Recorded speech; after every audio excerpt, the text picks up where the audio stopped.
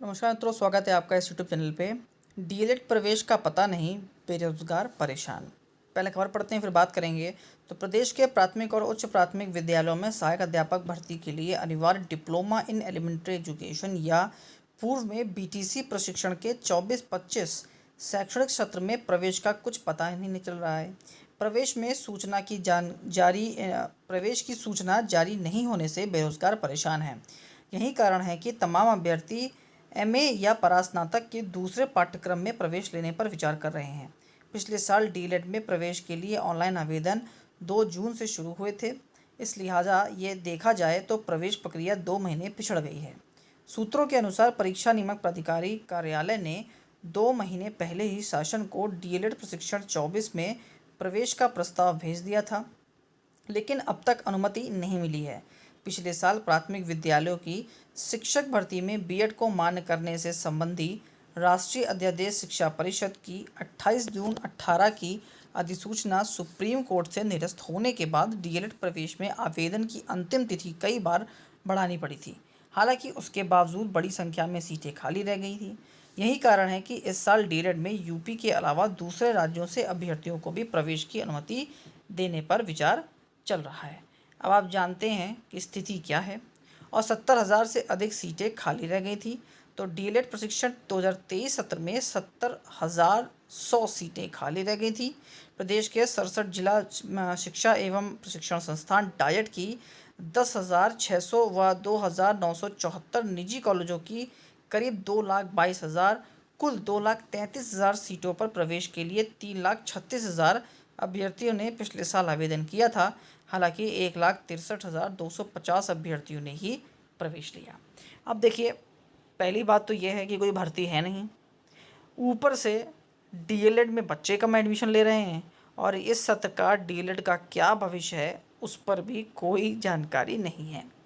शायद DElEd course या तो सरकार ख़त्म करना चाहती है या फिर बच्चों की कम संख्या की वजह से स्थिति बहुत बिगड़ गई है।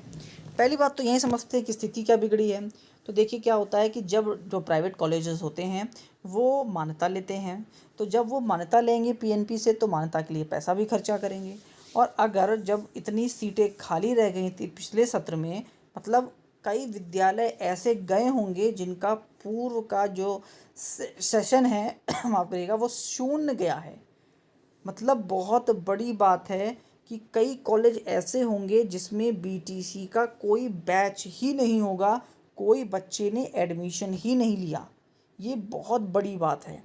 जो भी कॉलेज चल रहा है वो टीचर्स भी रखते हैं, कैसे टीचर्स रखते हैं वो आप जानते हैं, लेकिन जो भी रखते हैं अगर आप उनको 4,000 6,000 10,000 भी देते हैं तो वो पैसा तो बच्चों के ट्यूशन्स के ट्यूशन माफ करिए बच्चों की जो फीस आती है उसी से आएगा ना। लेकिन जब बच्चे ही एडमिशन नहीं लेंगे तो वहाँ पर जो शिक्षक कार्य कर रहे हैं या जो बाकी की व्यवस्थाएं हैं वो कैसे चलेंगी। एक तरीके से तो देखिए विद्यालय की कमाई ख़त्म हो गई 2 साल के लिए एक बैच से, तो वो तो विद्यालय बंद के होने के कगार पे आ गया। तो बहुत से विद्यालयों का खाली जाना इस बार नए सत्र की शुरुआत ना होने का एक बहुत बड़ा कारण है। क्योंकि देखिए जो भी बड़े बड़े कॉलेजेस होते हैं ये अच्छा खासा पैसा देते हैं। अब इनकी शिकायत ऊपर तक पहुंची होगी कि साहब भाई हम लोग का सत्र शून्य जा रहा है। अब हम शून्य सत्र में आपको कैसे जो फीस होती है या जो भी सेटिंग होती होगी या जो भी एक फ़ीस सबमिट करनी पड़ती होगी संबद्ध लेने के लिए, जो भी सिस्टम होंगे वो कहाँ से लेके आएंगे, अपनी जेब से तो लगाएंगे नहीं, जिसके वजह से विभाग अब होगा परेशान। पीएनपी के सामने ये बहुत बड़ा एक सवाल खड़ा होगा कि आप बीटीसी या डीएलएड के नए सत्र को शुरू कैसे करें जब पूर्व सत्र की सीटें तक खाली रह गई हैं, आपके जो बच्चे हैं वो नहीं आए हैं और आपके विद्यालय शून्य जा रहे हैं। अब ये स्थिति क्यों खड़ी हो रही है?